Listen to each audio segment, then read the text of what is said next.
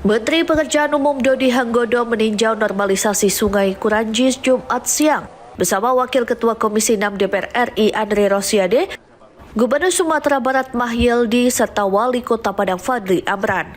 Peninjauan ini merupakan bagian dari upaya percepatan penanganan darurat, rehabilitasi dan rekonstruksi infrastruktur pasca bencana di Sumatera Barat. Menteri Dodi menegaskan sesuai arahan Presiden Prabowo Subianto, seluruh wilayah terdampak bencana harus segera dibangun kembali dengan lebih baik dan melibatkan masyarakat. Proses administrasi kita bisa lewati, nama juga APBN ya. Ada proses yang kita tidak bisa lompatin gitu aja.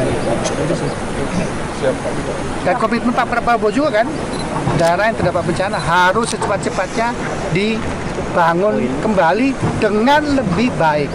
Dan pada saat pembangunan, masyarakat terdampak harus dilibatkan.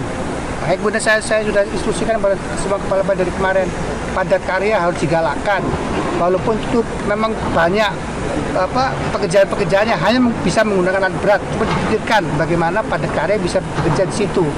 Seperti kemarin kita ke sana kan, saya sudah perintahkan, oke saya tahu ini kerjaan alat berat, saya ngerti paham saya. Cuma harus dipikirkan bagaimana masyarakat sekitar yang mata pencarinya sementara ini terdampak karena ada masalah bencana itu bisa diikutkan dalam sistem padat karya sehingga mereka dapat income harian. Jadi secara ekonomi juga akan mensupport ekonomi Padang secara keseluruhan. Melalui Direktorat Jenderal Sumber Daya Air Kementerian PU melakukan penanganan Sungai Kuranji yang memiliki fungsi utama sebagai saluran irigasi. Namun karena sebagian masyarakat juga memanfaatkan air sungai untuk kebutuhan sehari-hari, pemerintah pusat siap mengambil peran lebih besar. Saat ini kapasitas sistem penyediaan air minum atau SPAM di wilayah Kuranji dinilai masih belum mencukupi. Kedepan, Kementerian PU akan mendorong pengalihan kebutuhan air bersih masyarakat ke jaringan SPAM yang lebih layak. Penanganan Sungai Kuranji dilakukan di dua ruas, yakni Batu Busuk dan Gunung Nago, dengan perbaikan alur sungai sepanjang lebih dari 4 km serta perkuatan tebing hampir 4.000 meter. Pada tahap rehabilitasi dan rekonstruksi, juga akan dibangun cek dam di hulu jembatan Batu Busuk untuk menahan material debris dan melindungi jalan lintas Sumatera.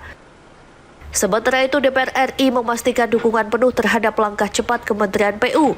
Pemerintah pusat telah menyiapkan anggaran rehabilitasi dan rekonstruksi infrastruktur di Sumatera Barat senilai hampir 19 triliun rupiah, mencakup jalan, jembatan, irigasi, normalisasi sungai, hingga sarana air bersih dan fasilitas publik lainnya.